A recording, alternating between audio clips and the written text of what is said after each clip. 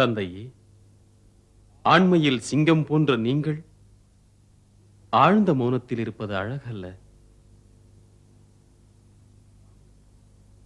ராமனிடம் ஒளிக்காமல் சொல்லுங்கள் உங்கள் விருப்பங்களை. என்னை மைந்தனாக கருதாது ஒரு நண்பனாக நினையுங்கள்.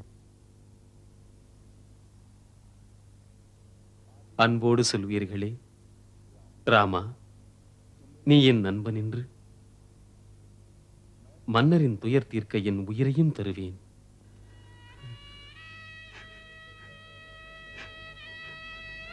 ராம்,